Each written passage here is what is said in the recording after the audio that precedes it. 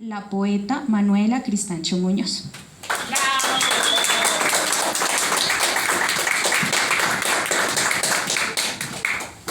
Bueno, buenas tardes a todos. Muchas gracias por venir. Excelente presentación, María José, muchas gracias.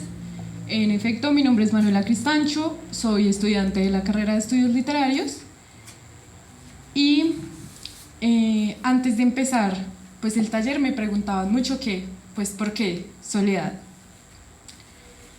Y yo creo que mi respuesta es porque antes de leer a Soledad yo pensaba que leer novelas del siglo XIX iba a ser muy aburrido. ¿Por qué? No sé.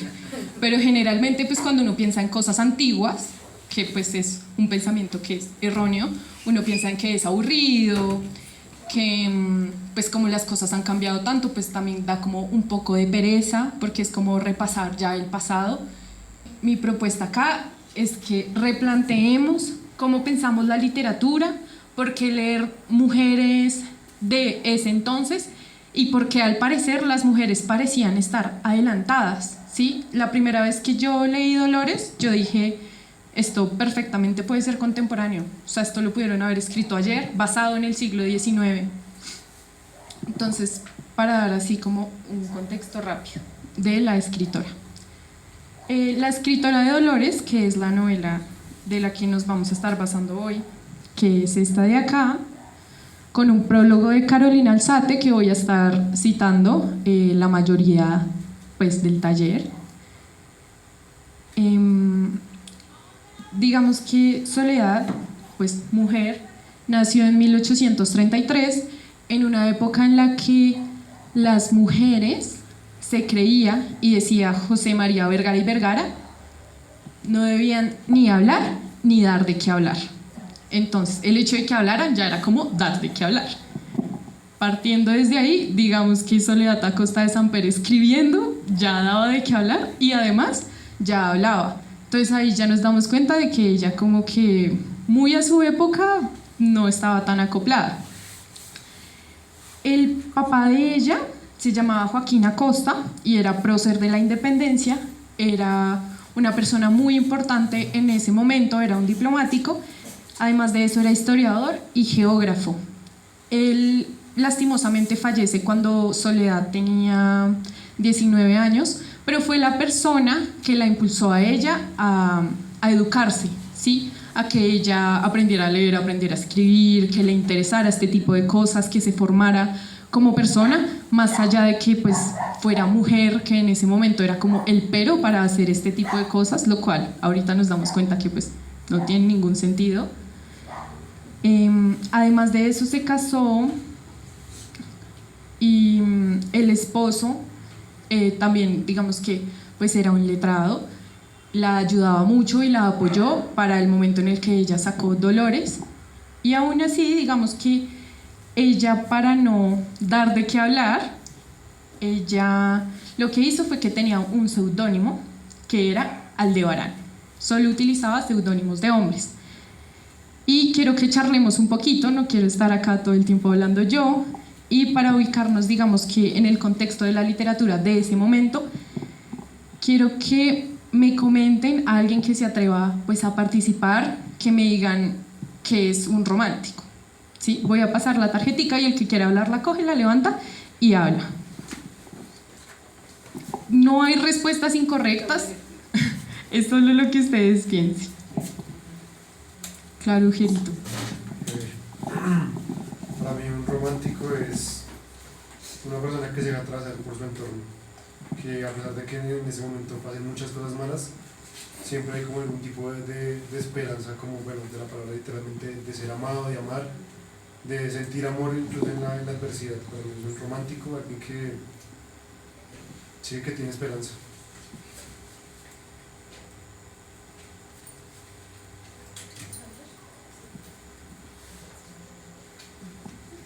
Para mí un romántico, mi papá. Fue el último, como dice la canción. Un romántico debe ser la persona que escribe entre guerras y ha estado inmiscuido en problemáticas de este tipo de violencias, no solamente físicas, sino psicológicas y verbales.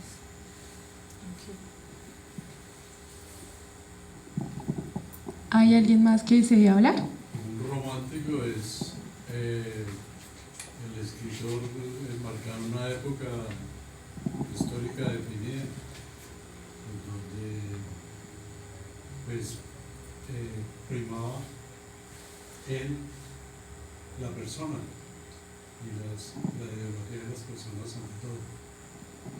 Bueno, digamos que...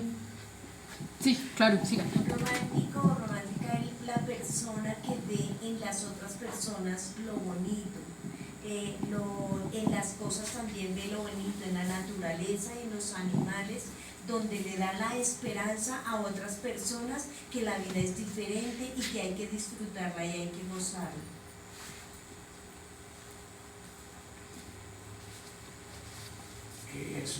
¿Qué es un romántico?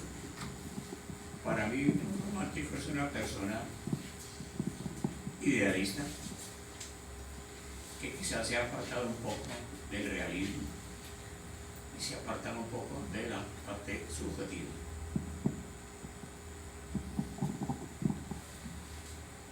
La persona que reconoce la belleza y la exalta. Para mí es la persona que expresa sus sentimientos sin importar el pensar de los demás y ve la belleza de cada cosa.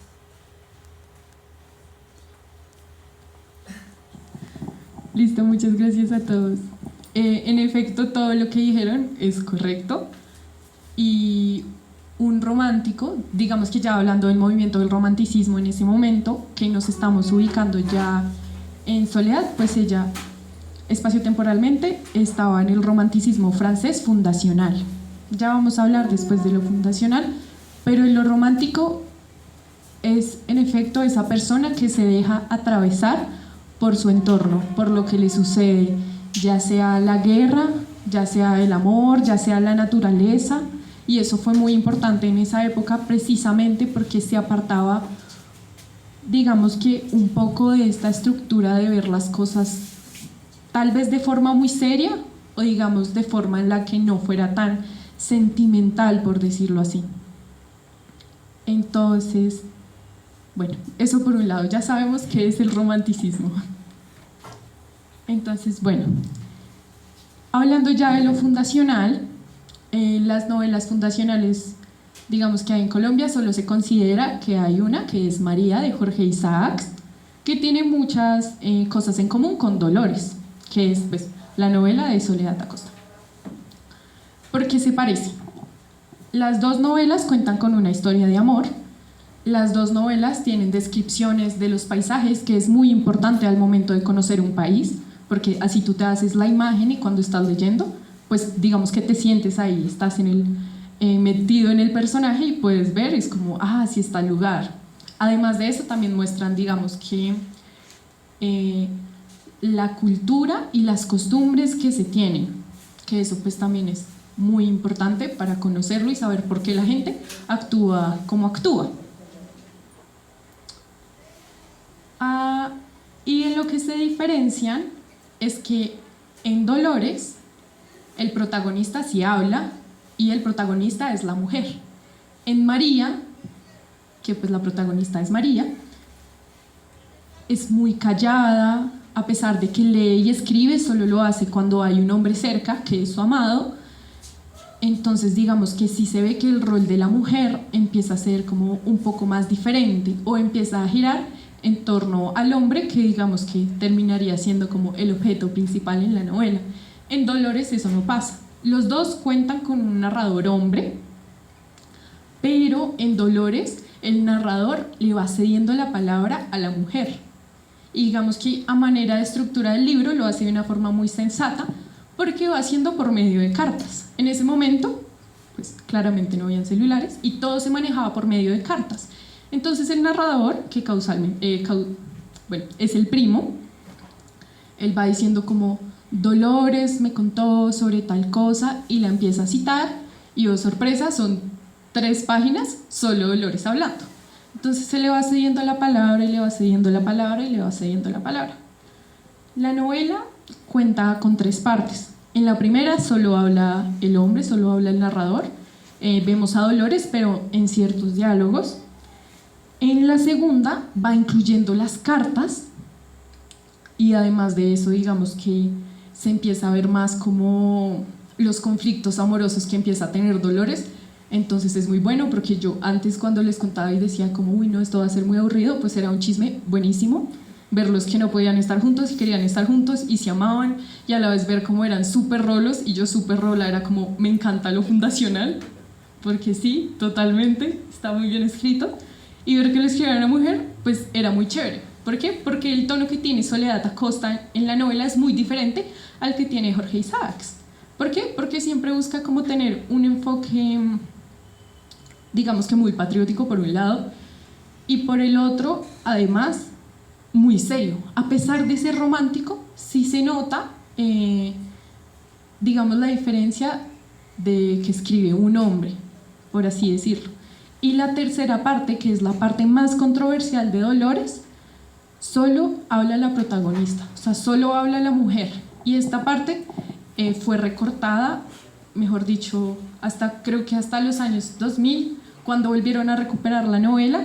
Esa parte nunca se ponía porque era como darle un protagonismo a la mujer que digamos que todavía no se merecía o no se le había abierto el espacio a la mujer en el mundo como para que hablara de esa forma y que hablara de cosas que no fueran ni el amor, ni de la casa, ni la cocina, ¿sí?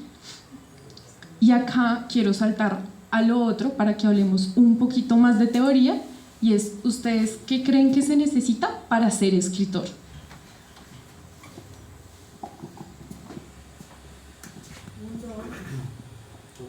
Un don muy especial porque no es fácil escribir. Un don, Creatividad. creatividad, Escribir. escribir, Fluidez. fluidez, Ganas de contar algo. ganas de contar algo, Y el cómo contar algo también.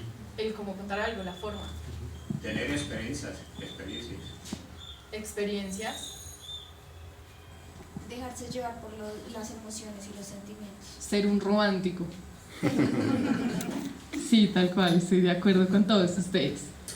Hablando un poquito más de la teoría, vamos a entrar con Virginia Woolf, que es una escritora contemporánea muy conocida, y ella decía que para que una mujer pudiera escribir en ese momento, lo que necesitaba era independencia económica, es decir, que pueda sobrevivir por sí misma, y sabiendo que es escritor, que pues ser escritor es bien difícil, porque para conseguir trabajo en ese entonces y ahorita, bien complicado. Y por otro lado, se necesitaba una habitación propia, que es pues su libro más reconocido y su teoría más famosa. Y además de eso, lo que decimos acá, se necesita creatividad, se necesita ser en efecto un romántico y se necesita una educación. Con educación no me refiero a tengo que tener un bachiller, tengo que tener un pregrado, un posgrado, una maestría, sino con educación me refiero a es necesario escribir, es necesario leer todo, lo que sea malo, lo que sea bueno, que yo no creo que haya nada malo, pero eso es lo importante. Entonces digamos que la autora de Dolores contaba con esas 3 cosas. Tenía una muy buena educación a pesar de su época, hablaba inglés, español y francés, que eso hasta en esta época es difícil, entonces esta señora era muy pila, por un lado. El papá la apoyó siempre, el esposo, a pesar de que su círculo era muy cerrado y que tenía un seudónimo, pero todo el mundo sabía que era ella, digamos que siempre la apoyó. Y económicamente, parchadísima.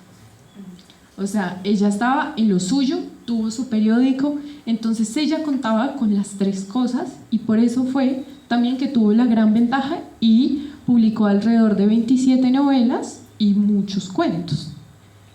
Además de eso, también vemos cómo la mujer en María y en Dolores empiezan a escribir. Pero lo que les decía, María siempre fue muy retraída y además de eso, ella estaba enferma en la novela, entonces a medida que estaba enferma, pues se apagaba su luz, la belleza siempre se conservó, que es algo muy importante en las mujeres, el afán de ser bonitas todo el tiempo. Entonces, eso por un lado, y por el otro, en Dolores sí escribía, y lo vemos principalmente en sus cartas, porque todo el tiempo la estamos leyendo a ella. Nunca somos, digamos que nunca vemos un poema, nunca vemos un cuento, pero su primo sí lo menciona. Y Dolores también tenía estas 3 características que proponía Woolf. Y es que Dolores se enferma al final de la secuela y ella dice, pues ¿saben qué? Yo no quiero que me vean fea, yo no quiero que vean cómo me enfermo, cómo se me desconfigura la cara, yo no quiero que la gente vea cómo yo pierdo mi belleza, entonces yo me voy al bosque. Y se mandó a construir una cabaña y se fue para allá. Y en ese momento, cuando ella ya tiene una habitación propia, cuando vive por ella misma, es que ella empieza a escribir tiempo completo. Y además de eso, vemos que ella no escribe solamente sobre el amor, porque ya les conté que ella nunca pudo estar con su amado. Ella no habla solamente de eso, sino que ella se empieza a cuestionar su fe. Ella empieza a decir como, pero Dios, o sea, yo que tanto te amé y estuve acá velando por ti, como ¿por qué me haces esto? Que, digamos, dudar de la fe en ese momento y ahora también es algo muy grande. Y ella le decía como, o sea, yo ya me quiero morir, o sea, yo ya no quiero sufrir esto más, estoy acá aislada. Entonces, pues es algo que de verdad no es sostenible. Pero digamos que ese momento y el hecho de que ella se haya ido allá es lo que nos permite ver que la mujer en diferentes espacios tiene su creatividad. Y además de eso vemos que Dolores siempre hace citas en francés, lo cual también es muy curioso porque demuestra que ella siempre estuvo estudiando mucho. Y eso para esa época otra vez es como súper adelantado, o sea, una mujer que estudiaba, que sabía francés, español, que además todavía no estaba segura con el casamiento y dudaba de su fe, o sea, súper loco, o sea, eso no paga, eso no pasa. De hecho, ahorita todavía, en este momento, dudar de la fe y decir como, uy, no me quiero casar nunca, sigue siendo un poco cuestionable. No, ya es más normalizado. Claro, porque han bajado estadísticamente han bajado los índices de natalidad. Tienes toda la razón. Pero igual sí sigue siendo muy cuestionado. O sea, desde el hay punto de la personas que les religión. choca mucho, digamos, que una mujer diga, no me interesa casarme o no quiero tener hijos. Hay personas que les choca la idea. Las conozco. Lo que pasa es que el ser humano cada vez trata de eludir responsabilidades. Sí, también es verdad, es cierto. También tiene que ver un poco con la época, digamos. También ya en otras lecturas que he hecho, pues digamos las mujeres escritoras de la época, los índices eran que la mayoría eran casadas, pero incluso había también una gran mayoría que eran solteras, no podían tener hijos y pues se dedicaban de full a la escritura, y eso es muy complicado. Y digamos que ahora hoy en día pues también es la noción de ser madre soltera, pues sí, o sea, en general la noción de mujer siempre ha sido como algo muy complicado de ver, algo que siempre se va a criticar, como que las mujeres no tienen derecho para escribir, pues ya también afecta mucho, bueno, depende mucho de las épocas y de qué se habla de la mujer, de lo que hablamos de que no debe dar de claro, también es como que se habla de la mujer a espaldas de la mujer. Sí, completamente. Digamos que igual desde el punto del catolicismo, pues también igual es muy raro como no casarse, también dudar de la fe en ese momento, porque se supone, me corregirán de nuevo, pero se supone que igual en los momentos difíciles es cuando las personas más se deben aferrar a Dios, y en vez de preguntar por qué me pasa esto, es para qué me está sucediendo esto, que es algo que, digamos, Dolores no alcanzó a rescatar, porque Dolores ya estaba en un momento muy difícil y sumémosle a eso que el que la contagia es su padre. Entonces pues es más complicado porque ya se unen, digamos que dos duelos. No puedo estar con mi amado y mi padre es el que me contagia la enfermedad, tampoco me puedo juntar con él porque está muy enfermo y después muere. Entonces digamos que es muy complicado, y en la época escribir sobre una mujer que toma estas decisiones, aunque en la novela cuando uno lo lee es una naturalidad pues completamente normal, o sea, es como, uy, sí, grave, pero pues se enfermó, no pasa nada, como que es una novela. Señor. Yo me ratifico en lo que manifesté, ¿no? Que hoy en día se eluden las responsabilidades. Ya casi no quiere casarse porque la gente, el hombre y la mujer ya no quieren casarse porque se comprometen, es un compromiso, casarse no es un compromiso. Tener hijos es un compromiso, ¿cierto? Entonces el hombre está eludiendo responsabilidades quizás por pensar en la parte económica o por pensar que es mejor vivir como solo, ¿cierto? Igualmente, hoy en día, ese hecho de eludir responsabilidades está eludiendo relaciones. Y al eludir relaciones se está como acabando la parte sentimental y la parte emocional y la parte de lo que es la poesía, ¿cierto? Lo que es la parte de sentimientos del hombre y de la mujer se están acabando. ¿Por qué? Porque el materialismo es lo que impera en este momento en el mundo. Sí, entiendo. Sí, por temas de economía también la gente prefiere, digamos, que no tomar el riesgo. Esa persona en efecto no sería un romántico, alguien que no se deja atravesar y decir, pues yo me voy allá y yo miro a ver qué hago, y se deja atravesar de verdad por el entorno. Y digamos que hablando de eso hay una frase en inglés que ahora me acuerdo que dice como the only way out is through, o sea, la única forma de salir es atravesándolo. Y eso es, en efecto, un romántico, la persona que se deja atravesar y que sigue a pesar de eso. Entonces, retomando de ahí, es muy raro que una mujer escriba en ese momento, rarísimo, y que además escriba sobre esto. Y hay que rescatar que esta novela salió el mismo año que la novela fundacional María, y ya vimos que son casi iguales, solo que Dolores no fue pensada para ser novela fundacional.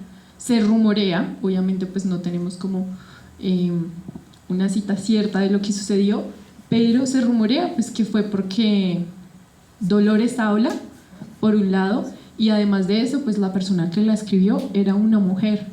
Pero en este momento que ahora se rescató y que Carolina Alzate pues hizo este prólogo, hizo todo un análisis, ya se empieza a decir que hay novelas fundacionales colombianas, que no tiene por qué ser solo María. Y entonces, ahora hablando del papel de la mujer, digamos que a través de la literatura, quiero ahora que me digan cómo piensan ustedes a la mujer o el rol de la mujer o cómo funciona la mujer en la sociedad. Intentemos pensarlo, digamos que a través de la literatura, cómo son los personajes que son mujeres, qué es lo que siempre, digamos que uno siempre ve como ciertas rutinas o ciertas cosas que se repiten en los personajes que son mujeres de pronto. Entonces me gustaría que me hablaran de eso.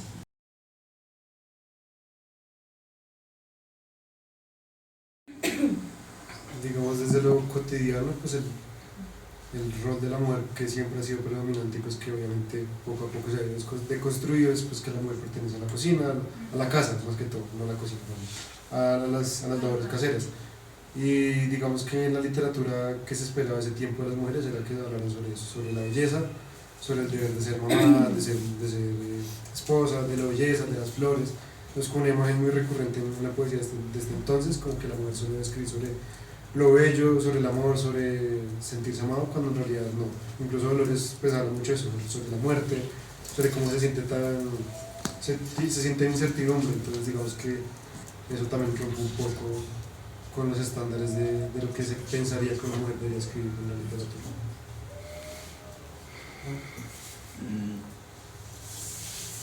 Señor. Si hace muchísimos años atrás, en la historia de la humanidad, la mujer siempre era la que estaba subyugada, ¿cierto? El hombre era el que dominaba y mandaba. Prácticamente la mujer vivía entre muros, ¿cierto? Vivía en una casa donde tenía que pedir permiso para salir con el esposo los fines de semana. Ese era el paseo que le daba el marido a la esposa los fines de semana, ¿no? Salir, sacarla de ese extramuros y darle un paseo. Y después nuevamente volvía a vivir en una casa que se consideraba como extramuros, casi que como una cárcel, ¿cierto? Hoy en día esas diferencias ya no existen. Es más, hoy en día hay una igualdad total. La única diferencia que yo determino en este momento, la única diferencia que hay, para mí ya no hay diferencia entre hombre y mujer, es que la mujer puede procrear y el hombre no. Es decir, la mujer puede generar hijos, puede generar seres humanos, el hombre no. Entonces esa es la única diferencia. Por lo demás, las condiciones en la actividad normal de vida son exactamente iguales para el hombre y la mujer. Cada uno son capaces y ella es capaz y él es capaz. Yo digo que en el pasado, de todas maneras, la mujer, aunque hubiera sido un apoyo para los hombres, realmente ante los demás la percepción que se recibe es que era sumisa. Ella no tenía derecho a la palabra, mucho menos a la educación, aunque hubiera familias que escondidas de los mismos miembros de la familia hubiera uno o dos que hicieran que la señora, la niña, la misma esposa de pronto aprendiera a leer y escribir, pero entonces eso era mal visto ante la sociedad, porque se supone que ella debía estar, era únicamente formada para el hogar, y el hogar era pues para hacer los quehaceres del hogar, atender al marido y atender al esposo. Hoy en día inclusive hasta los papeles se han cambiado. Ya ve uno que realmente las mujeres ya tienen su empoderamiento, que inclusive los hombres, la mayoría de los hombres ya son los que cocinan, los que lavan, los que planchan, son lo que llama uno los amos de casa. Entonces ahí ya se tiende a decir, bueno, tanto el rol de la mujer como del hombre es casi igual. Bueno, a mí me parece que con lo que han hablado aquí, lo que han mencionado, se me ocurre que la mujer desde la literatura tiene que ver con la libertad, su propia libertad. Se me viene como Juana, la poeta que estaba encerrada y escribía con un palo y la tinta de su zapato. Y lo que menciona aquí Gloria, de las nuevas masculinidades actuales, ¿no? Yo supongo que debería ser las nuevas feminidades en aquel entonces, visto desde la literatura, porque no era común que una mujer escribiera. Además, que le tocaba hacerse pasar por hombre, para que le pusieran atención. Me parece que es lo mismo que hicieron estas dos directoras de Matrix, cuando iniciaron, que se llamaron los hermanos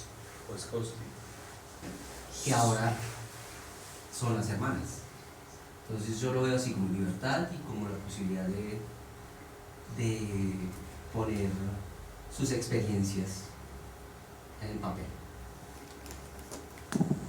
Sí, tienes toda la razón, muy chévere lo que dices, e incluso Soledad Acosta también hizo lo mismo que las hermanas, y es que ella primero firmó la novela con su seudónimo, y después, como el círculo letrado era tan chiquito y todos sabían quiénes eran todos, pues a la final ella dijo, pues saben que voy a dar el salto y lo voy a firmar con mi nombre, y gracias a ese salto que dio fue que ahora nosotros podemos saber quién es ella, y que es más fácil pues recuperar, digamos, que las novelas y todo el trabajo que ella ha tenido detrás.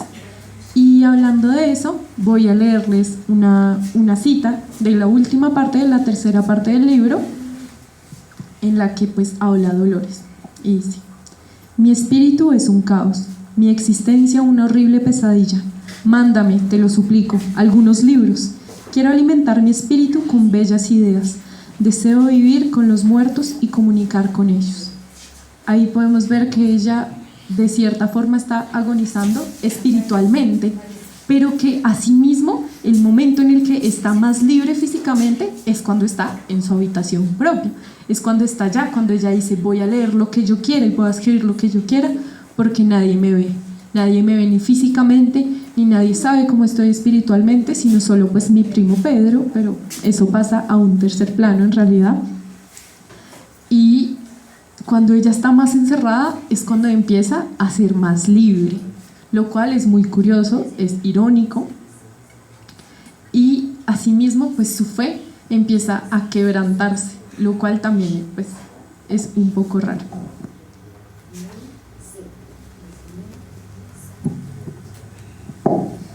Ahora quiero que ya, sabiendo todos, digamos, cómo funciona, ya todos sabemos qué es el romanticismo, porque las novelas son fundacionales, cómo escribir. Quiero que lean ciertas partes de la novela y que hagan un breve análisis. Las 3 partes están divididas. Entonces quiero que, teniendo en cuenta lo que hablamos, ustedes analicen un poquito y digan como qué es lo que les dice la cita.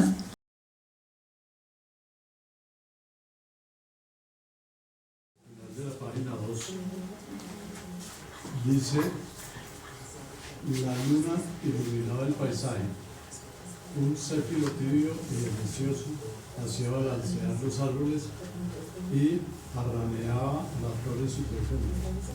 Los pajarillos se despertaban con la luz de la luna y dejaban oír un tierno murmullo, mientras que el filósofo búho, siempre taciturno y disgustado, se quejaba con su grito de mal agüero. Eso es lo que está resaltado. Entonces, ¿qué entiendo yo ahí? O sea, ¿cuál es el contexto? El contexto es de naturaleza, ¿sí? Habla del aire, de las flores, de los animales, del entorno. Entonces es como una descripción, digamos, muy bonita de lo que está circundando a lo que la escritora redacta ahí. Entonces me parece que es un entorno de la naturaleza, el búho, las flores, el viento, etcétera, etcétera. Entonces diría yo que esa es una de las expresiones del romanticismo. En efecto, es una de las expresiones del romanticismo y es una de las características principales más importantes de las novelas fundacionales, y es la descripción de los paisajes. Ahí ya se pueden dar cuenta porque esa cita está resaltada. Ahí ya nos damos cuenta que Soledad Acosta de Samper también pretendía que la novela fuera fundacional y que se representara a Bogotá y se representara el pueblo de Dolores también, ¿sí? Entonces ahí nos damos cuenta que ella era una completa romántica y que también, aparte, como había vivido en Francia, pues ya había rescatado muchas de las cosas del romanticismo y quería ponerlas en práctica. ¿Alguien quiere seguir con alguna otra cita?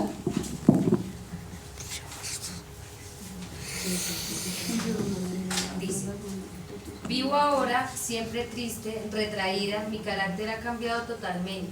Dime, ¿qué ha dicho Antonio? ¿Me ha olvidado con facilidad? Preguntáis, no es cierto. Ahí es cuando ella, de todas maneras, en su soledad o en su habitación, que así fuera la del bosque figurada o la de una habitación realmente construida, ella se preguntaba, la tristeza realmente la invadía en ese momento, era por el amor que realmente no pudo ser posible. No pudo ser posible. Entonces esa era la tristeza que a ella la invadía y se sentía pues esa tristeza, esa melancolía por no haber disfrutado realmente el amor que él. Sí, en esa cita podemos apreciar que Dolores también va perdiendo su feminidad, ¿no? Porque ella no se pudo casar. Ella siempre tuvo como sus dudas y le decía a su amado como que ella no sabía si sí o si no, pero en el fondo era algo que ella de verdad deseaba hacer porque ella era muy romántica. Y ella va perdiendo todo eso, va perdiendo su belleza, va escribiendo como que también se pone un poquito más masculina para la época, ¿no? Señor. Bueno, la carta de Mercedes era sumamente afectuosa, tal vez más que ninguna otra, pero con aquel magnetismo de aquella intuición que hay entre dos personas se aman y que queda en un después de haberse amado, con esa revelación del alma. Digo que se comprende sin poderse explicar, sentir hasta en sus expresiones más cariñosas cierto despego y frialdad. La cadena de sentimientos y simpatías estaban a punto de romperse entre los dos. Desde ese día empecé a resignarme en su ausencia y a familiarizarme con la posibilidad de que nuestra suerte podía ser de su vida.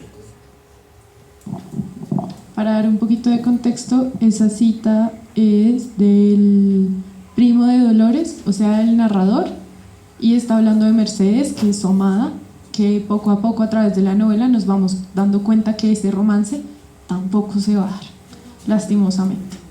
Entonces, ahí vamos entendiendo también por qué el nombre de la novela, ¿no? Todo tiende a ser como un poquito trágico, el personaje se muere, nadie logra estar con quien quiere. Además de eso, Antonio, que es el amado de Dolores, también tiene un duelo con Pedro, y Pedro pues está también súper entusado por Mercedes. Entonces, mejor dicho, se junta todo y es el clímax de la novela. Entonces ahí yo dije, obviamente leer novelas del siglo XIX no es aburrido, o sea, ¿yo por qué tenía ese pensamiento? De esa parte que leí, yo pues la interpreto más o menos, no sé, de una manera muy de amoroso modo, es que en el corazón deben de haber sentimientos, que en la vida del ser humano deben haber emociones, para que juntadas esas dos cosas y compartidas entre dos personas pueda haber amor y pueda haber emoción y pueda haber pasión, ¿cierto? Entonces es muy necesario que en el corazón haya emociones, que no sea un corazón seco, que no sea un corazón que puede que palpite pero de pronto no tiene ningún tipo de emociones, sus palpitaciones. Y la emoción, ¿no? Uno siempre tiene que estar siempre buscando emociones, no puede uno siempre llevar un día y una vida rutinaria sin buscar emociones. Hay que buscar nuevas experiencias, y esas experiencias nuevas que generan aún posiblemente nuevas emociones, nuevas conciencias de personas. Y cuando se conocen diferentes tipos de personas, comienza a ver de pronto la atracción, comienza a ver de pronto la emoción y comienza de pronto a ver el enamoramiento y el amor. Todo un romántico también el señor. ¿Alguien más desea leer alguna otra cita y compartir algo? Yo no tengo una cita marcada. Ay, ¿quién va a hablar por allá? No, quería hacer una pregunta. Digamos que ahorita con el tema de los medios tecnológicos actualmente que pues, están en auge, la poesía, ¿qué papel pues, toma en este campo? Porque de alguna manera antiguamente los medios de comunicación eran limitados, que en este caso era la escritura, ¿no? Entonces la gente comunicaba todo a través de la escritura, pero pues ahorita ya en estos tiempos ya la comunicación abarca campos como el video, como el audio, ¿sí? Cosas que en el momento no había. Entonces de alguna manera tú en tu papel de escritora, ¿cómo ves esa relación con los nuevos medios de comunicación para tu trabajo? ¿Lo ves positivo, negativo? O sea, ¿cómo te ves tú ahí? Pues siendo sincera, a modo de gusto, yo siempre voy a preferir el papel, se conserva más. Me gusta mucho la tradición, digamos, de escribir también a mano y de tener el libro acá y no leerlo como en un computador. Siento que se pierde parte de la experiencia, pero sí pienso también que las redes sociales, los podcasts, la radio también, que igual a pesar de ser antigua, digamos que es un medio de comunicación muy grande, son muy importantes para las personas que estamos en el medio del arte porque nos permite tener otro reconocimiento y llegar a personas que de pronto no les gusta leer y prefieren escucharlo, que ahí salen los audiolibros, que la gente dice como, ay, si tú escuchaste un audiolibro entonces no te lo leíste. Tú igual escuchaste todo el conocimiento, hiciste tu propio análisis y tu propia interpretación. Entonces, siento que el hecho de que hayan más medios no contrarresta los que ya tenemos, sino que al contrario, como todo, es una herramienta y tenemos que aprender a subsistir con eso. Hay muchas aplicaciones actualmente de solamente escritores. Digamos, hay una súper famosa que se llama Wattpad, de la que han salido muchos escritores actuales y gracias a eso han tenido oportunidades grandísimas, han sido reconocidos internacionalmente, han sacado 10 ediciones de su novela. Entonces una cosa no tiene por qué contrarrestar la otra. Como me lo preguntabas a mí, por eso yo te digo, yo siempre voy a preferir un libro en físico. No me gusta leer y que hacerle así, que agrandar el texto. El libro está perfecto. Yo lo voy rayando, yo lo voy pensando, después hago mi investigación aparte sobre el libro, sobre el contexto, sobre lo que sea. Pero siento que sí es muy importante saber y reconocer que todo este tipo de medios ayuda mucho a que los artistas puedan llegar más lejos y puedan llegar a más personas.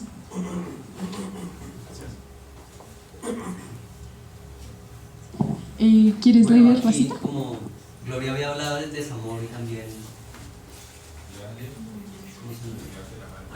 Alejandro y Gloria habían hablado del desamor, yo aquí encontré una carta que es del 23 de junio de 1843.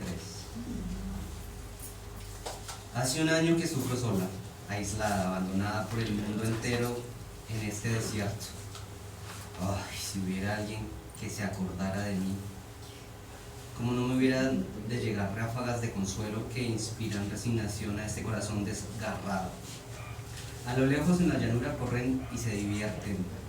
Mañana es día de San Juan, aniversario de las fiestas. Ay, las fiestas.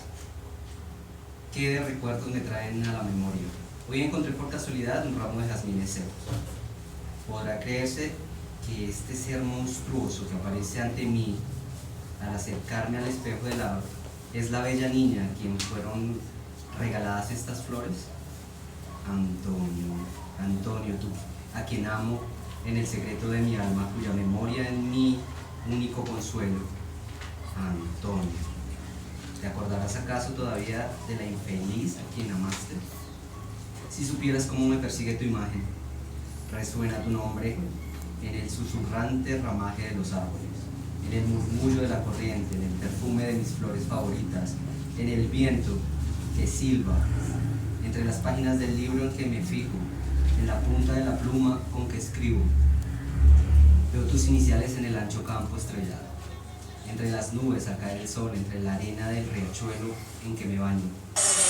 Dios santo, que este amor sea tan grande, tan profundo, tan inagotable y sin embargo mi corazón ardiente yace mudo para siempre. ¿Qué piensas? Desamor y soledad. Ya después de tanto lo que mencionaba, su enfermedad y el desamor juntos,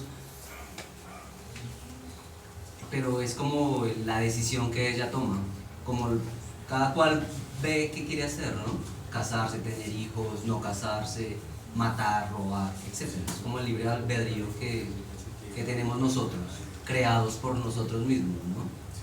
Pero yo creo que en esa época no era tanto ni que el hombre ni que la mujer realmente pudieran decidir. Cuando en esa época yo creo que desde antes de nacer sabían que si el hijo de Margarita era un niño se casaba con, no sé, con la hija de Simón Pedro y lo contrario. Entonces era tanto el hombre como la mujer que realmente no podían decidir su amor.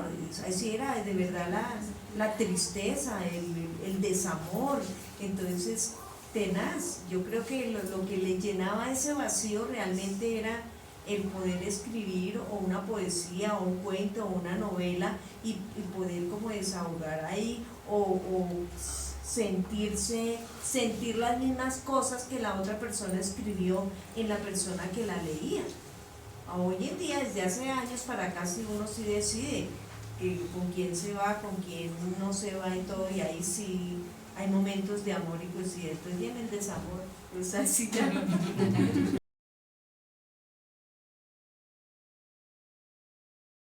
De una clase específica burguesa en la cual la niña era muy blanquita y los labios eran muy rojitos y los ojos muy negritos, dice la novela, ¿no? Entonces era el prototipo de la europea. El resto de nosotros, los mesticitos, negritos y todo eso, pues no estamos dentro de la novela, ¿sí? Y no tenemos la capacidad, las mujeres no tenían, y los hombres tampoco, la capacidad de escribir.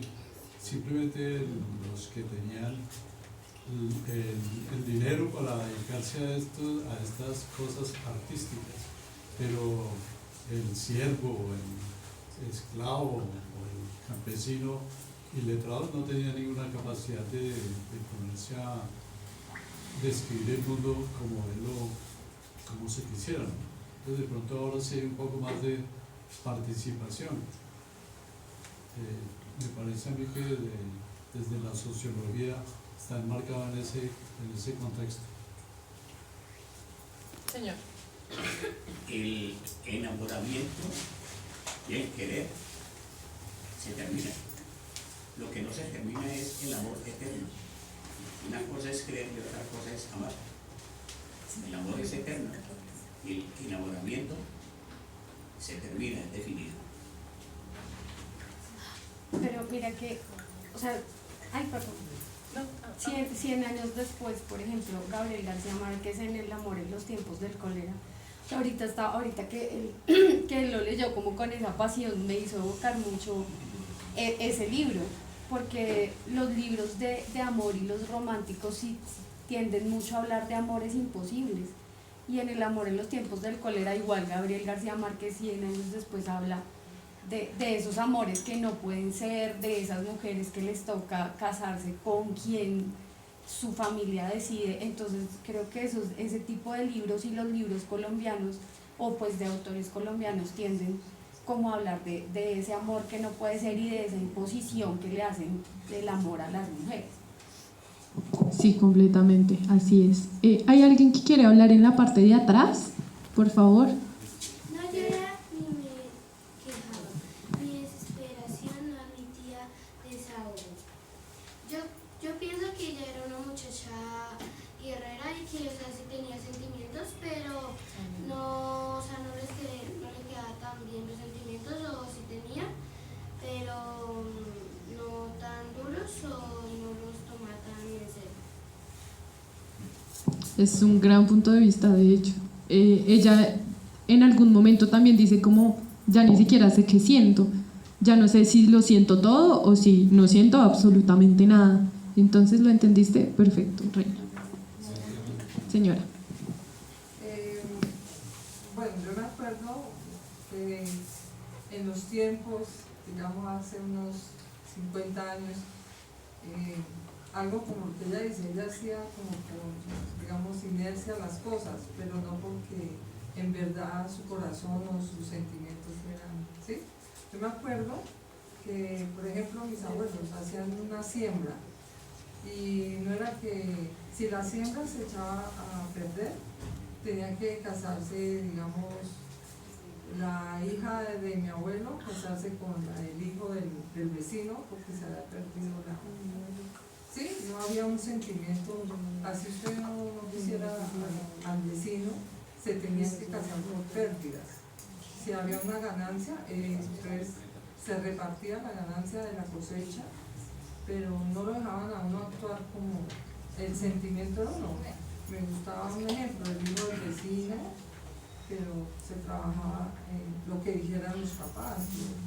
El que trabajaba era como un comercio, como sí, pero no dejaban que uno expresara, es lo que ella más o menos, no, ella hacía porque le tocaba, pero no que era el sentimiento, que sí, no tenía libertad de expresión, digamos así. Entonces tenía hacía porque le tocaba, no porque le naciera ni hubiera un amor ahí que ya, sí, esto me va a hacer. Y más adelante pues se daba cuenta de que las cosas eran como negocio, como lo hago por cumplir, no porque hay por obligación. Ajá, una obligación, no un sentimiento de corazón, de amor, no. Y yo me acuerdo que eso pasaba, yo me crié con mis abuelos en el campo y eso era así. Y si se perdía la cosecha o era como un trueque, como un cambio, un empeño, se llamaban a eso. Sí. Porque hoy en día un empeño es empeñar cualquier cosa. Una propiedad. Pero en esa época se sembraba empeño. Y si uno, digamos, se perdía, así usted lo que le gustara o no le gustara, se tenía que casar, que hubiera amor o no lo hubiera. Hoy en día uno decide, bueno, si hay una relación que no les gusta, me trata mal, siento bien, chao, o sea. Sí, claro. Si se somete, en ese tiempo era como el sometimiento, cumpliéndole a los adultos, digamos así, a los mayores. No sé, Parece que ella tenía como algo de eso. Muchas gracias. Señor. Pues escuchando como todo lo que comentas, y digamos a aquellas personas que les gusta estar muy como mirando estas plataformas que hay actualmente, entonces viendo un poco lo que su merced decía, lo que decía aquí también su merced, todo con respecto a cómo la mujer se escondía detrás de un seudónimo para escribir más. Hay una serie que se llama Los Bridgerton, que está en Netflix, donde precisamente hay como muy interesante, dice, se centra en las vidas amorosas de la familia Bridgerton durante la época de la regencia en Londres, y habla de todo un poco y es bastante interesante, sí, de pronto para mayores de 18, porque hay escenas demasiado románticas. Ya demasiado románticas. Con exceso romanticismo, entonces, y diga un poco eso, ¿no? De cómo hay cosas acomodadas, intereses y demás. Entonces, su merced hablaba y yo automáticamente me transporté allá. Pero también muy de acuerdo en que ese tipo de literatura de los siglos XVIII, XIX, que uno de pronto los ve como que es para viejitos, entre comillas, no, es una literatura súper interesante, y miren cómo acaban diciendo una gran serie, me parece a mí, que de pronto los que no han visto pueden pasar al plano del cine y de las películas, un poco como el resumen de lo que es ahí. Ahí se ve pues todo el maltrato de cierta manera como hacia la mujer y la falta de valor hacia ella, pero como ella lucha por demostrar inclusive muchas cosas de la sociedad a través de un escrito. Exacto. Digamos, esa sería también una gran respuesta a cómo se ve la mujer en la literatura, ¿no? Cómo va reclamando ella misma ese espacio.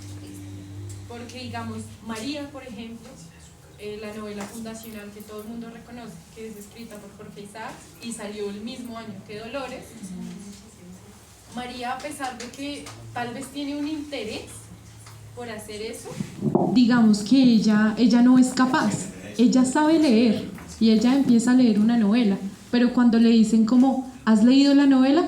Ella contesta, no, porque tú no estabas, necesito que un hombre esté a mi lado para que yo pueda abrir ese espacio, que digamos de pronto la escritora de Dolores es algo que sí encontró con su esposo, por ejemplo, ¿sí? Ella dijo, pues sabe que yo quiero publicar una novela, y él le dijo, pues hágale, y mire a ver cómo hace, coja su seudónimo, lo que sea, y así es como cada una va, digamos que abriéndose ese espacio.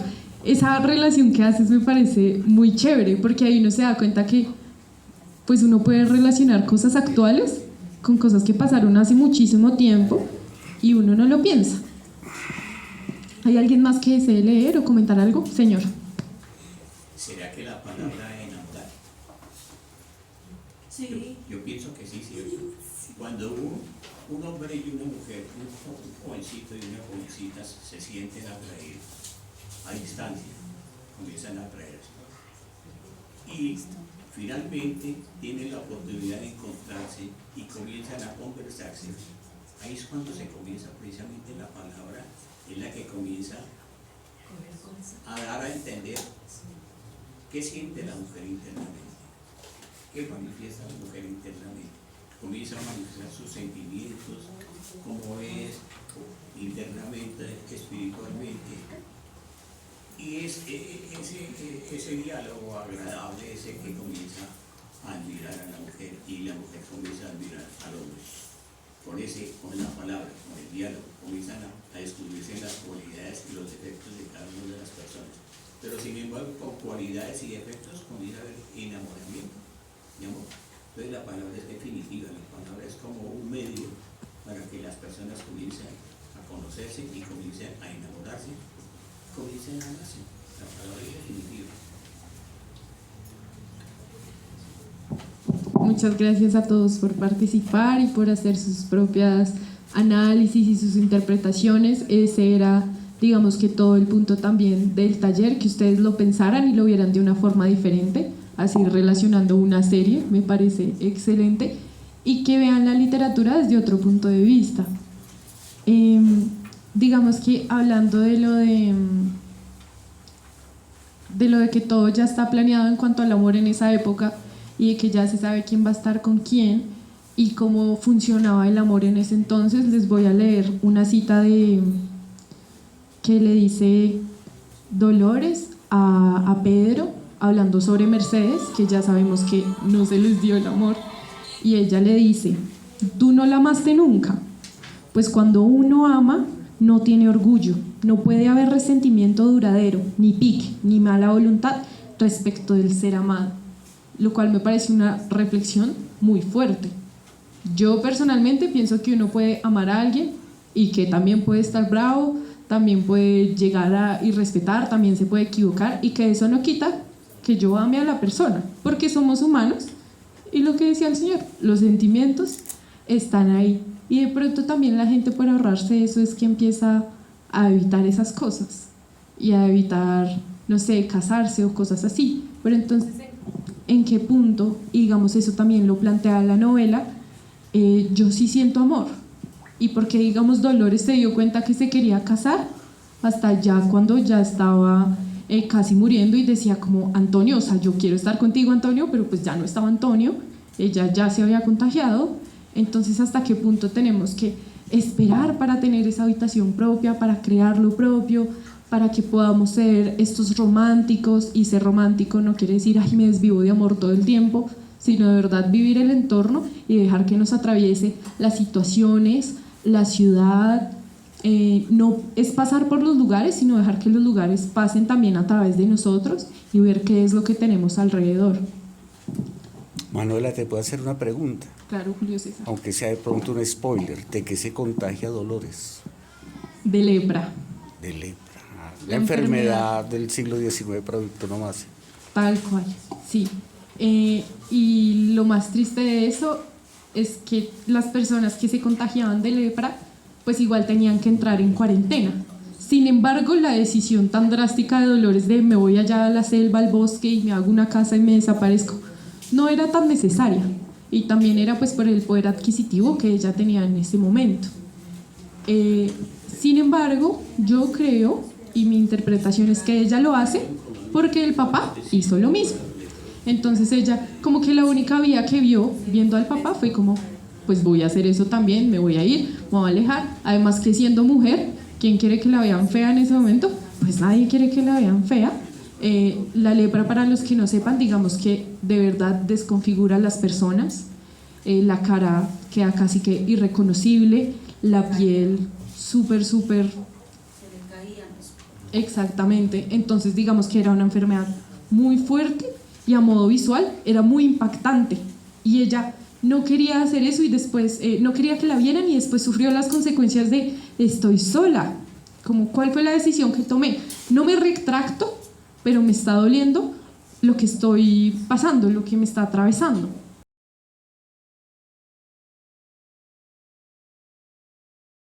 Digamos que hablar de la enfermedad es un tema muy interesante en cuanto pues a la literatura, ¿no? Estar enfermo pues no es chévere. A las personas, digamos, que tenían lepra en esa época les decían lazarinos, lo cual es muy curioso porque cuando yo leí el libro de nuevo, a veces uno como con el lenguaje antiguo como que también uno está como: ¿qué es esto? ¿Por qué utilizan esta palabra así? ¿Qué puede ser esto? Y cuando yo leí lazarino, yo, ¿pero qué es lazarino? Y yo estudiando y yo investigando, y yo hasta que me di cuenta que era lepra. Y ella lo que le dice la tía cuando ella abraza al papá y se contagia es: su papá está lazarino. Y la respuesta de ella es: mi papá está vivo, yo quiero abrazarlo, no me importa que esté enfermo. Y ahí nos damos cuenta que en realidad todo alrededor de la novela siempre como que gira en torno al amor, ¿sí? Y es muy interesante, ¿no? Pues el amor a un padre, y ella pensando que estaba muerto, su mamá también ya había fallecido, era lo único que ella tenía, y se aferró tanto a eso que ella, sin importar lo de la enfermedad, tomó un montón de decisiones que, a pesar de que nunca se arrepintió de eso, digamos que sí vivió las consecuencias muy fuertemente. ¿Alguien quiere hacer alguna otra pregunta? Señor. Es que te quería comentar que, bueno, muy fuerte la música, y me parecía muy interesante hablar sobre la lepra. Acá en Colombia hubo un municipio, Agua de Dios, que era donde se llevaban a todas las personas con este tipo de enfermedad. Tuvimos gracias a Dios, a principios del siglo XX, un gran músico al estilo de Beethoven, el maestro Isaac Calvo, que de pronto lo han escuchado ahora, y él precisamente sus últimos ya los terminó allá, compuso melodías en piano muy bonitas para la madre, entre esas el intermezzo número 1, que los invito a que lo escuchen, que es bastante romántico y bastante triste. Tiene letra y lo que hace es despedirse de la mamá, porque eso pasaba. Personas que tenían lepra ya pasaban un puente y nunca más en su vida se volvían a ver con estas personas. Entonces ese es el aporte que quería hacer desde la música, uniendo la literatura y épocas y lugares de nuestro país. Yo me acuerdo pequeña digo menor de 10 años, como por la 19, que habían personas con cartelitos y pedían, y la gente no les daba, sino les tiraba. A pesar de eso decía, pero ¿por qué le tiran a la gente? Si le van a dar, no le tiren. Pero no sabía realmente por qué era, ni nunca me lo dijeron, por qué era que le tiraban las monedas o el billete que le fueran a dar a la gente. Hasta hoy. Hasta hoy. Sí, no, el tema de la enfermedad y en específico en la novela es muy difícil, porque igual a Dolores la bañan, le quitan los vestidos, eso mejor dicho hacen hasta lo imposible, pero pues ella desafortunadamente igual se contagia.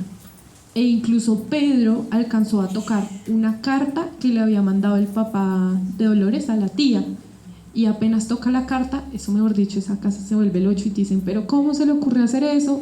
Pero pues él no sabía, y a él otra vez los sirvientes, porque habían sirvientes además, que le laven las manos, que por favor ya quemen esa carta, que cómo se le ocurre, porque era pues una enfermedad muy dolorosa tanto como para las personas, como para las personas que la sufrían, como para las personas que estaban alrededor, y más porque psicológicamente era muy fuerte, por el tema de, digamos, de la belleza, además pues estar enfermo, pues el cuerpo, digamos, que sufría muchísimo, y estar en cuarentena, estar solo y tomar la decisión, digamos, que de irse también para proteger a personas, como por ejemplo el papá de Dolores lo hizo y se va, también es muy fuerte. Entonces digamos que la enfermedad también termina afectando la mente y jugando con ella de una forma increíble.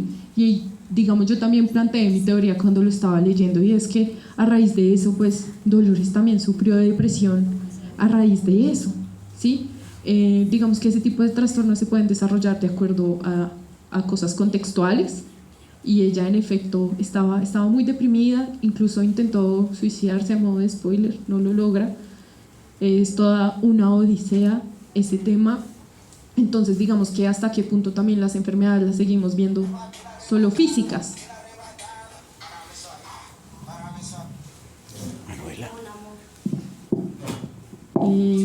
Bueno, digamos que cambiando de tema y también para ir cerrando, quiero pues por fin contestar la pregunta de por qué leer a Soledad Acosta de Samper.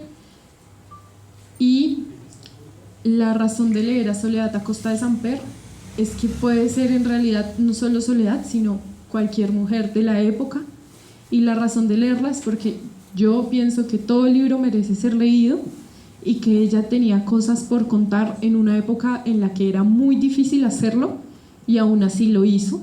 Entonces digamos que al analizar todo su contexto y ver cómo ella logra todas esas cosas, y ver que le compite a la novela fundacional siendo una mujer, es algo muy interesante. Quiero que me digan también ustedes si la leerían, por qué la leerían, qué opinan de eso, qué han pensado como de la escritora, de la protagonista, si vale la pena, si no vale la pena. Sí la leería, que además me queda ahí la inquietud de su amor a Antonio, que a quién era Antonio, es probable que ahí esté quién era Antonio. Aparte de eso, pues bueno, ya sé de que falleció ella, pero igual esto deja unos deseos, un interés por saber más, y por saber más de esa época, y sobre todo que realmente personalmente no sabía pues que hubieran mujeres en esa época que escribieran. Por lo menos Yo recuerdo también en mi infancia que a pesar de la edad que yo tengo, mi papá decía que la peor inversión que se podía hacer era invertir en educación o en libros para las mujeres. Y a mí eso me parecía gravísimo. Yo decía, pero ¿cómo así? Porque esa fue la cultura que le enseñaron a él. Entonces mis tías las generaciones atrás, realmente la mujer para estudiar era la peor inversión. Entonces, terrible. Y pues muy bonito que hubiera desde esa época, por lo menos mujeres que se atrevieran, así fuera en el anonimato, a escribir lo que sentían y lo que había en su entorno. Muchas gracias a ustedes, a todos, por participar, por hacer sus interpretaciones.